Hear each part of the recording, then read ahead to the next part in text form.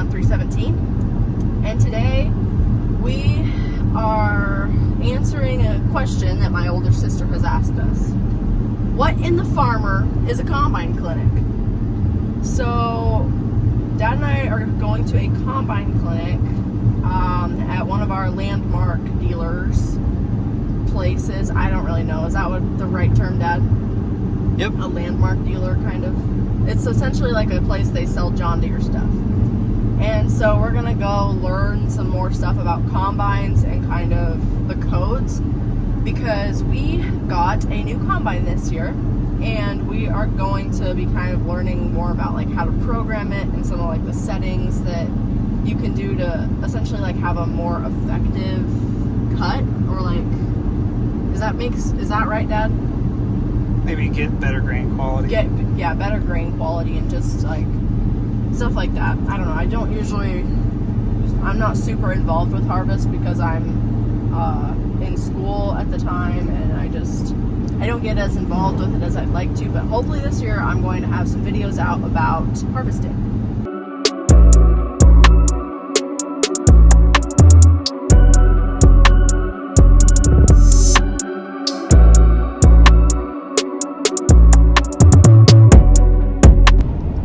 Okay, y'all, so Dad and I made it home from the combine clinic, and I got a little bit of footage from it. We're gonna go check pivots now, so we're gonna kind of talk about the clinic and kind of what it was. Personally, I am not experienced enough to really understand a lot of what they were talking about, but that's okay. So basically they split it into 5 sessions, kind of. So the first session was like technology. The second session was like a walk around, so you got to like walk around the outside of the combine and talk about more of like the mechanics of the combine. The third session was like controls, cab controls. Yep. It was cab controls, so like a lot of like how to control like the speed and auto steer and stuff like that, just the buttons like inside of the physical cab. The fourth session was headers, and Dad and I kind of stepped out of that one because we have a Hydroflex? Yeah, we have kind of older technology on our header, and they really weren't covering that. They didn't cover that. Yeah. They're doing more like flex drapers and things that way. Yeah, the newer, more like innovative styles of heads. So. And we just have older technology, so we just kind of stepped out of that one. Yeah.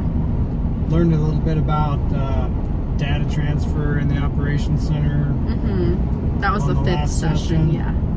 Which there's some new things that came out there, like if you know people that have run the technology stuff in the past, like it's definitely worth taking another look at the John Deere stuff. You know, it wasn't the greatest, say even 5 years ago, but they've made a lot of advancements, and I feel like it's really progressed, and it's really worth a person's time to look into now. Okay, so we're gonna kind of take a deep dive into all 5 of those sessions. Okay, so looking at the first session, the biggest takeaway that I personally had from it was the automatic turning around that you can do now. So auto steer has been around for like a little bit now, obviously, and one of the newer things I would say that they have introduced is like you can program your combine or tractor to turn around by itself when it gets to the end of the field. And I'll put a clip in here somewhere of that, but it was just very interesting. Like it just like, because they had this simulator that it simulates like the controls on the tractor, and it just basically showed how you program your tractor to do that, and then it showed it actually turning around, which was really cool for me. I don't know if you had a main takeaway from the first session, Dad. I mean, not so much. I was pretty familiar with everything they talked about in that. The auto turnaround thing's been around. It's been a thing for tractors for a while. I've never personally used it. Like, Yeah, it because doesn't seem to add that much value to my operation with my size of equipment. But I guess if you had a large scale operation and, you know, maybe some more inexperienced type operators, you know, maybe it would be a thing that would add some value. But like for my personal operation, it doesn't seem to for me. But yeah, they went over a lot of basic things, and I was pretty familiar with a lot of the stuff in the first session. But you know, still always a good thing to have a refresher. You always take away something. Yeah, for sure. Okay, so going into the second session, I didn't take a lot away from the second session just because it was the walk around of the machine, and it talked a lot about like the mechanics of it and like how often you have to grease it. And that would just kind of went over my head because I'm not much about like the mechanical things, but I don't know. And Dad's been around equipment long enough that most of it was familiar for him as well. But I don't know. Did you have anything else to add? No, just that just by actually physically talking to some of the techs and the people that work on equipment and see it fail, that the book is not always right. And just because a grease fitting is labeled 50 hours doesn't mean it doesn't need greased every 10 to 15 hours, because there's one particular drive on those machines that fail. If you grease it every 50 hours, the variable speed feeder house drive is probably going to fail, and you're going to end up spending like, you know, $500 just to rebuild that drive. And that's if you do it yourself. If you have a service call, you might be in towards $5. But yeah, there's just there's a lot of value in talking to the people that actually work on the machines than just reading a book by the manufacturer that says what the manufacturer recommends, because it's not always, their recommendations not always on point, because they like to sell parts. They do like to sell parts. That is so true. But yeah, I think that is all for the second session. For the third session, it was the cab controls, and I took a lot away from it just because I'm not around equipment, or haven't been around equipment as long as Dad has. It was just a refresher for him probably, right? Actually, where we traded to that different machine, I mean, it's a different layout since one machine series newer. So yeah, there's definitely stuff I learned from that, and it's just a lot of the same, but yet it's laid out a little bit different on the control lever and stuff like that. So it's definitely nice to kind of get a walkthrough of what to expect when we go to do settings on the new machine. Yeah. One thing that I really took away from it was like, there's this control bar kind of on the bottom of the screen display, and like I didn't know that you could change those out as like shortcuts, I guess, to get to your certain things, and I thought that was really cool.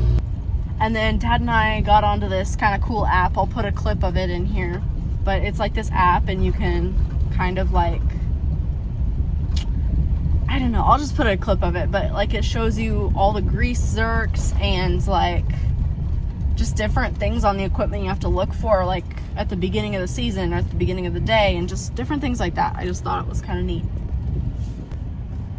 Going into the fourth session, goodness, if I could learn to talk, that would be really great. But that was the header session, and we stayed for like the first half of it, but like we said earlier, our heads are like older technology than what they're trying to advertise and sell like right now, so we didn't really get to take a lot away from that. But I'm still gonna put in like a few clips here of like the heads, and I don't know, they're kind of interesting to see, I guess. But yeah, that's that, I guess. Okay, and looking at the fifth and final session that we went to, I did not get any footage from it because I was nervous to video through like the whole thing. But anyway, it was about a lot of more like what did you say, Dad? They talked a lot about the John Deere's platform called the Operations Center, which is where you manage all your data from your displays, you know, from either planting or any other operation that you do, like, you know, guidance lines, how to create a setup file to go to the combine so it has all your varieties from one field, and it'll bring it all into your combine display if you set it up right in the Operations Center, and if you've done it, you did your documentation correctly during planting. So it's really a good tool to have, because it used to be you put a USB drive in, your computer, you export the data that you want to do, and now with the newer technology and the newer platform, you do it all wirelessly. So you create a setup file and you select, hey, I want to send this to my combine, so it sends your guidance lines, or all the information that you need, and it just sends it to the display. So it makes it easier for your operator to just kind of receive that and just go with it, instead of having to make a phone call and be like, hey, what is this? Like, you just literally send all the information they're going to need right to the combine, and bam.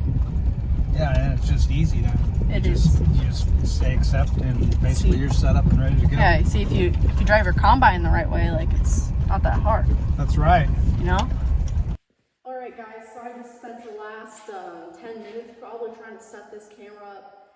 I probably could have got the tripod in that time, but that's okay. So we're standing here in front of our new, you can't see the number, but it's maybe you can, I don't know. It's an S760. Our previous combine was an S660, so just a series newer. It's the same size, the cab is a little bit newer, but it's basically the same thing. But yeah, anything to add to it? No, not really. Okay, well, this video goes out to Doug from Acres John Deere. Hopefully you enjoy this video. He's the guy who inspired me to make this video. So yeah, if you guys like this kind of content, subscribe. I'm pretty irregular, to be honest, with I don't release a regular video by any means, but just subscribe and hopefully that will give me more motivation to make videos. I don't know. And then go follow us on Instagram, TikTok, YouTube, the whole nine. I'll put his, what's it called? Link, handle? I don't know. I don't know what it's called. I'll just put it at the bottom of the video. So like and subscribe, guys. See you next one.